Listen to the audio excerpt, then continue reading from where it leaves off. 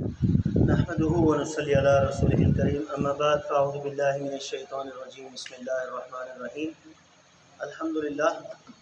آج 18ویں شب رمضان المبارک ہے، تو ہم 22ویں سپارے میں سورۃ الاحزاب کا بقیہ حصہ اور سورہ سبا مکمل تقریباً 6 رکوعوں کے ساتھ اور 5 رکوعوں کے ساتھ سورہ فاتر مکمل اور سورہ یاسین انشاءاللہ العزیز مکمل جو ہے 23ویں سپارے میں تقریباً ایک پاؤ جو ہے وہ ہم سنیں گے۔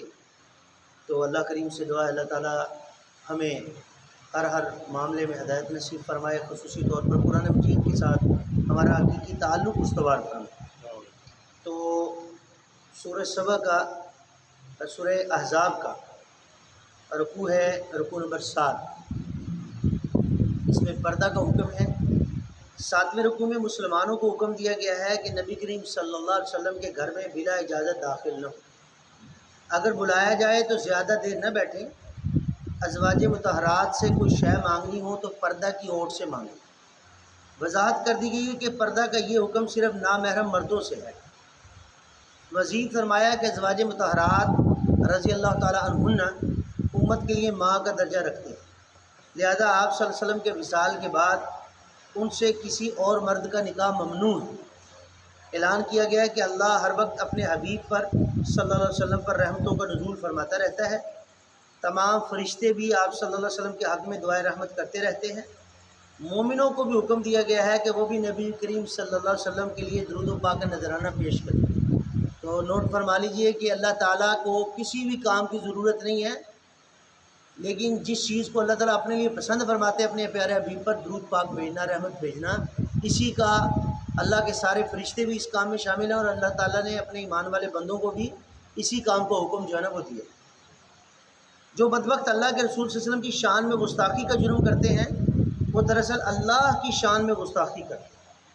ایسے گستاخوں پر دنیا اور آخرت میں اللہ رب العزت کی طرف سے لعنت ہے۔ اسی طرح جو لوگ سچے ایمان والوں کو دکھ دیتے ہیں وہ بھی بہت بڑے جرم کا ارتکاب کرتے ہیں۔ رکوع نمبر 8 میں چہرے کے پردے کا حکم دیا گیا۔ 8ویں رکوع میں ازواج مطہرات رضی اللہ تعالیٰ عنہن سے نبی کریم صلی اللہ علیہ وسلم کی صاحبزادیوں اور تمام مسلمان خواتین کو حکم دیا گیا ہے کہ وہ اپنی چادر کا ایک حصہ اپنے چہرے پر لٹکا کر اسے چھپا لیا کریں۔ اسی رکوع میں اعلان کیا گیا ہے کہ گستاخان رسول اسی قابل ہیں کہ ان پر لعنت ملامت کی جائے اور انہیں قتل کر کے ان کی لاشوں کے ٹکڑے کر دی جائے۔ روز قیامت جب مجرموں کو چہروں کو جہنم کی آگ میں الٹا پلٹا جائے گا تو حسرت سے فریاد کریں گے کہ اے کاش ہم نے اللہ اور اس کے رسول صلی اللہ علیہ وسلم کی پیروی کی ہوتی، ہم نے دنیا دار بزرگوں اور قائدین کی پیروی کی جنہوں نے ہمیں گمراہ کیے رکھا۔ اے اللہ ان گمراہ کرنے والوں پر خوب لعنت فرما اور انہیں بڑھتے چڑھتے عذاب سے دوچار فرما۔ تو نوٹ کر لیجئے کہ ہمارے پاکستان میں بھی جو کوئی بچی خوشی شے ہے، اس میں کوئی شک نہیں کہ اسلام کے نام پر لیا گیا، اور پھر 1973 کا آئین بھی جو کہ الحمدللہ ایک اسلامی آئین ہے۔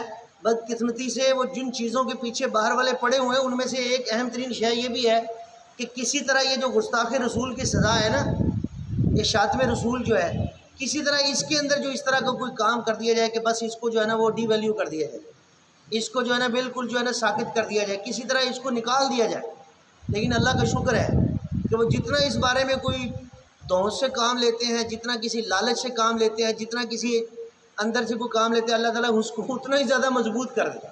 یہ اللہ تعالیٰ کا معاملہ ہے کہ اللہ تعالیٰ اس چیز کو ہرگز برداشت نہیں کرتا۔ رکوع نمبر 9، اللہ کے رسول صلی اللہ علیہ وسلم کو مت ستاؤ۔ اس کا خلاصہ ہے کہ مومنوں کو نصیحت کی گئی ہے کہ وہ اللہ کی نافرمانی سے بچیں، خاص طور پر اپنی زبان کی حفاظت کریں۔ زبان کی حفاظت اصل میں ان کے اعمال کو سنوارتی ہے اور گناہوں کی بخشش کا ذریعہ بن جاتی ہے۔ مزید فرمایا کہ اللہ نے ایک امانت کا بوجھ آسمانوں پر، زمین پر، پہاڑوں پر ڈالا تو وہ سب کے سب اس امانت کے بوجھ سے خوف زدہ ہو گئے اور یہ بوجھ اٹھانے سے انکار کرنے لگے۔ البتہ انسان نے اس بوجھ کو اٹھا لیا، وہ بڑا ہی ناانصاف اور نادان تھا۔ یہ امانت کیا ہے؟ غور کیا جائے کہ وہ کیا شے ہے جو انسان میں اور باقی مخلوقات میں نہیں ہے۔ یہ شے ہے اللہ کی روح جو انسان میں پھونکی گئی۔ اس روح کے بغیر انسان نرا حیوان اور واقعی ناانصاف نادان ہے۔ وحی کا نزول یہ روح ہی برداشت کر سکتی تھی۔ وحی آنے کے بعد انسان 3 طرح کے گروہوں میں تقسیم ہو گئے۔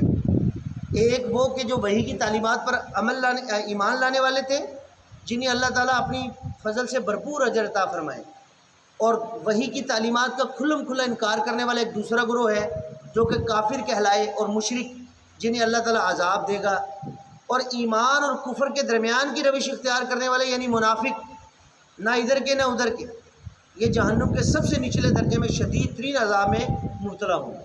سورہ سبا شروع ہوتی ہے۔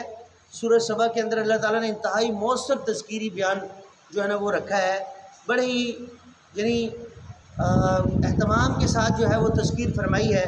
لہذا پہلے رکوع میں 9 آیات ہیں، جس کا خلاصہ ہے کہ ظہور قیامت قدرت باری تعالیٰ کا ایک مظہر ہے۔ پہلے رکوع میں عظمت باری تعالیٰ کے بیان کی بڑی تاکید آئی ہے، اور اس سے آگاہ کیا گیا ہے کہ قیامت برپا ہو کر رہے گی۔ اس روز نیک بندوں کو بخشش اور عزت والے رزق سے نوازا جائے گا۔ جو لوگ اللہ کے احکام پر عمل میں رکاوٹیں کھڑی کرتے ہیں، انہیں بدترین عذاب دیا جائے گا۔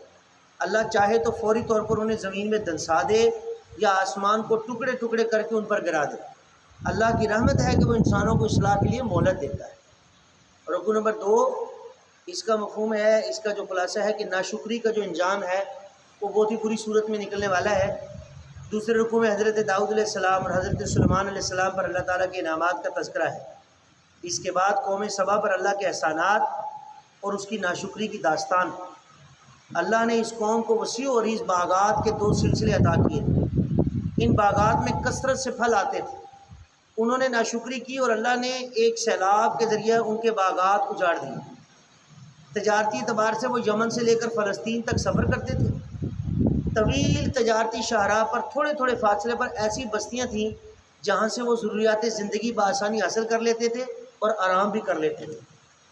انہوں نے ناشکری کرتے ہوئے خواہش کی کہ ان کے سفر کی منزلیں طویل ہو جائیں، اندازہ کریں، تاکہ سفر میں کچھ خطرات یعنی ایڈونچرز کا سامنا بھی ہو۔ انا للہ و انا الیہ۔ خطرات کا سامنا کر کے وہ منزل پر پہنچیں گے تو گویا کہ خوب لطف اٹھائیں گے۔ یہ ان کی گویا کہ ایک مستی کا عالم۔ اللہ نے انہیں ایسی سزا دی کہ تجارتی راستوں پر دوسری قوموں کی اجارہ داری قائم کر دی۔ قوم سبا کو اپنے علاقے چھوڑ کر منتشر ہونا پڑا۔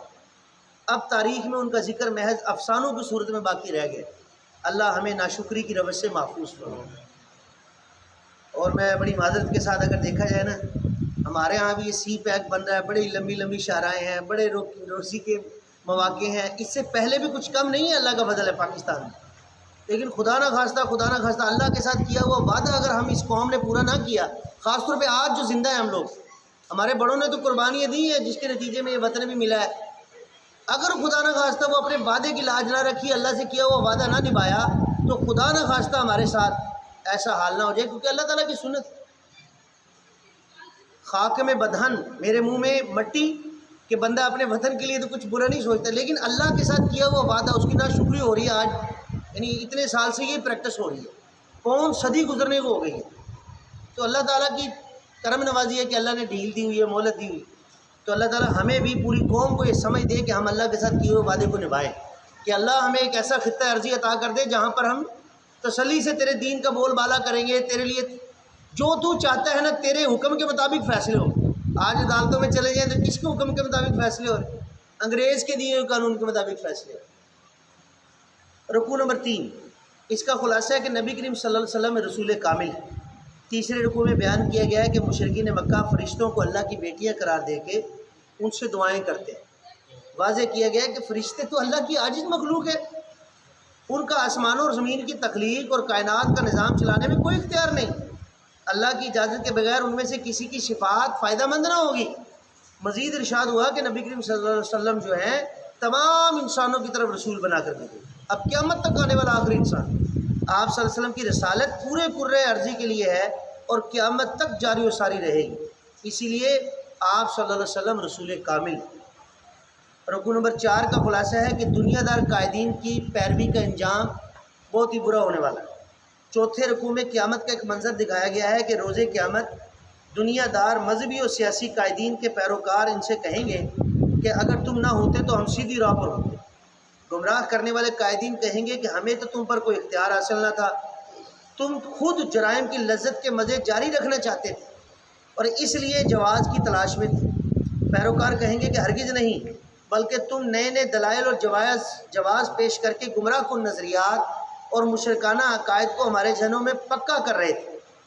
اب وہ اپنے کیے پر پشیمان ہوں گے، لیکن قیامت کے روز یہ ندامت ان کو کوئی فائدہ نہ دے گی۔ گمراہ کرنے والے قائدین اور ان کے پیروکار جہنم کی آگ میں جلتے رہیں۔ اللہ ہمیں نیک لوگوں کی پیروی کی توفیق عطا فرمائے۔ رکن نمبر 5 کا خلاصہ ہے کہ اللہ کی قربت مال و اولاد سے نہیں بلکہ نیکیوں سے ملتی ہے۔ 5ویں رکوع میں آگاہ کیا گیا ہے کہ اللہ کی قربت مال و اولاد سے نہیں بلکہ نیکیوں سے ملتی ہے۔ دولت کی فراوانی اور کثرت اولاد کو اللہ کے راضی ہونے کی علامت مت سمجھو، یہ اللہ کی طرف سے آزمائش ہے۔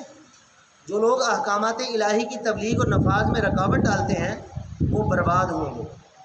جو لوگ کمائی مال کو بھلائی کے فروغ کے لیے لگاتے ہیں عنقریب اس کا کئی گنا اجر پائیں گے۔ روز قیامت اللہ تعالیٰ فرشتوں سے پوچھے گا کہ کیا مشرکین تمہیں خدا کی بیٹیاں قرار دے کر تمہاری عبادت کیا کرتے تھے؟ فرشتے کہیں گے کہ نہیں، بلکہ وہ شیطانوں کی عبادت یعنی اطاعت کرتے تھے۔ شیطانوں نے مشرکین کو مشرکانہ تصورات سکھائے اور انہوں نے یہ تصورات قبول کر کے شرک جیسے سنگین جرم کا ارتکاب کیا۔ ماضی میں یہ جرم کرنے والے انتہائی طاقتور تھے، لیکن اللہ کی پکڑ نے آخر کار انہیں تباہ کر دیا۔ مکہ والوں کی طاقت تو سابقہ مجرموں کی طاقت کا عشر اشیر بھی نہیں ہے۔ یہ ایسے ایسے لوگ گزرے ہیں کہ وہ جو ہے نا کھجور جیسے درخت کو اپنی بغل میں لے کر کے تو جڑ سمیت اکھاڑ دیں۔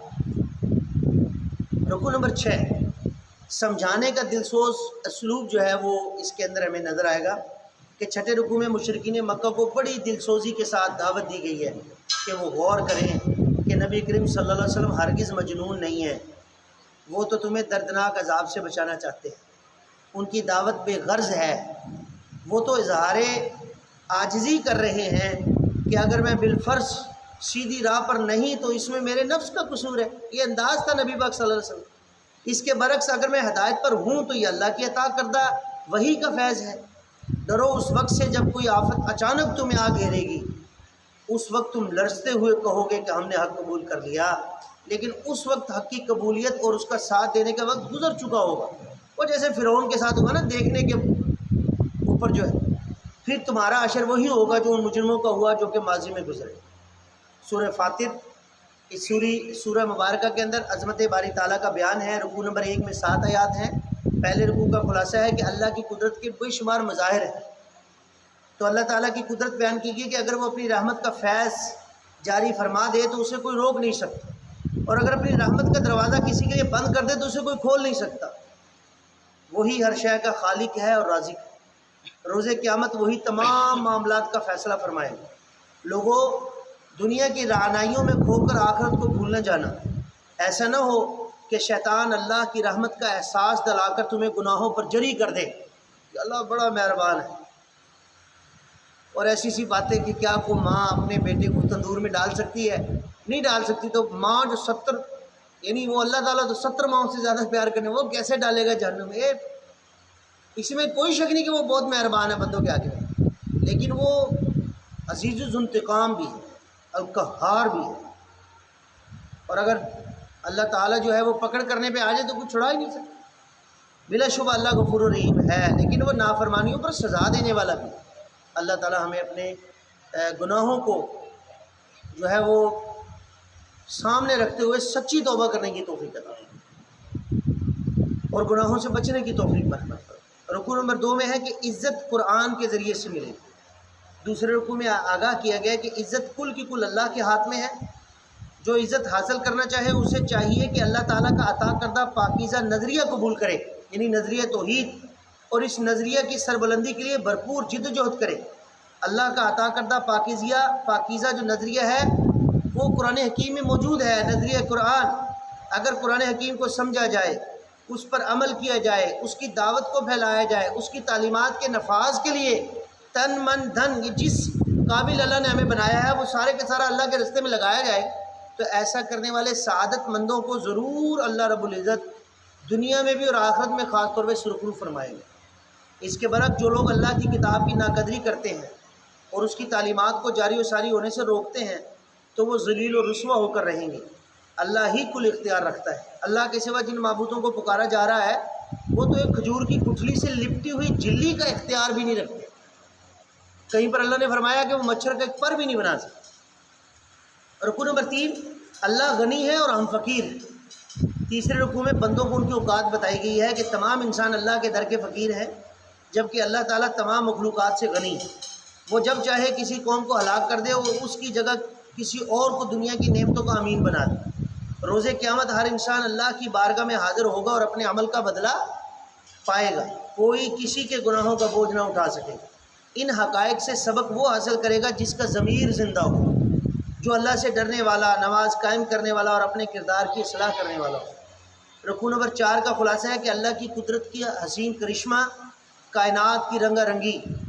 چوتھے رکوع میں بیان کیا گیا کہ اللہ نے میوے، پھل، پہاڑ، انسان اور دیگر جاندار طرح طرح کے رنگوں میں پیدا فرما کر کائنات کو کیا خوب رونق بخشی۔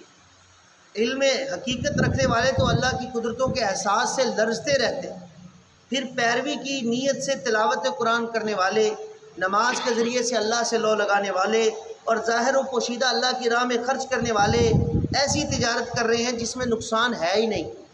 قرآن پر ایمان لانے کی توفیق کسی کو دی گئی ہے، ان میں سے کچھ غافل ہیں، کچھ کا معاملہ بین بین ہے اور کچھ نیکیوں میں سبقت کر رہے ہیں۔ بلا شبہ یہ طرز عمل اللہ کا بہت بڑا فضل ہے۔ اللہ انہیں جنت کے حسین باغات عطا فرمائے گا۔ جو بد نصیب قرآن کی ناقدری کر رہے ہیں ان کا ٹھکانہ جہنم ہو۔ وہ اللہ سے فریاد کریں گے کہ ہمیں دنیا میں دوبارہ بھیج دے تاکہ اپنی بے عملیوں کی تلافی کر سکے۔ جواب دیا جائے گا کہ تمہیں دنیا میں اتنی عمر دی گئی تھی کہ تم اتنی اپنی اصلاح خود کر سکتے تھے، اب اپنے کیے کا مزہ چکھتے رہو، تمہیں دوبارہ کوئی موقع نہیں مل رہا۔ رکوع نمبر 5 میں یہ آخری رکوع ہے سورہ مبارکہ کا کہ گھاٹے کا سودا مت کرو۔ اس کا خلاصہ ہے کہ اللہ تعالیٰ نے کائنات کے ہر راز سے خوب واقف ہے۔ اللہ تعالیٰ وہ جانتا ہے انسانوں کے سینوں میں کیا راز پوشیدہ، اسی نے کائنات پہ انسانوں کو عارضی اختیار دیا۔ ایسے لوگ بدبخت ہیں جو اس اختیار کا غلط استعمال کرتے ہیں۔ اس طرز عمل سے وہ اللہ کو عاجز نہیں کر سکتے بلکہ اپنے لیے ہی گھاٹے کا سودا کر رہے ہیں۔ ان سے پہلے کئی طاقتور قومیں آئیں، کیا انہوں نے اللہ کو عاجز کر لیا؟ نہیں، جب وہ حد سے بڑھنے لگی تو اللہ تعالیٰ نے ان کو ملیہ میٹ کر کے رکھ دیا۔ اس میں کوئی شک نہیں کہ اللہ تعالیٰ نے اس امت مسلمہ پر یہ احسان فرمایا کہ اللہ کے نبی صلی اللہ علیہ وسلم کے صدقے، ان کی دعاؤں کے طفیل، یہ پوری کی پوری من حیث القوم امت تو تباہ نہیں کی جائے گی، لیکن جیسے اس سے پہلے بھی ہمارے سامنے گفتگو ہوئی، بات ہوئی، ہم یہ دیکھ کر آ رہے ہیں کہ اللہ تعالیٰ بہرحال جگاتا رہتا ہے، مختلف جو ہے نا وہ جھٹکوں کی صورت میں بیدار کرتا ہے۔ اللہ تعالیٰ ہمیں کوئی جھٹکا لگنے سے پہلے ہی بیدار ہونے کی توفیق عطا فرمائے، کیونکہ ہم تو وہ ہیں کہ جھٹکا بھی نہیں سہ سکتے۔ اللہ کریم سے دعا اللہ تعالیٰ ہمارے حال پر رحم فرمائے، ہمارے ایمان کو سلامت فرمائے۔ ابھی انشاءاللہ ہم نماز میں یہ آیات مبارکہ سنیں گے۔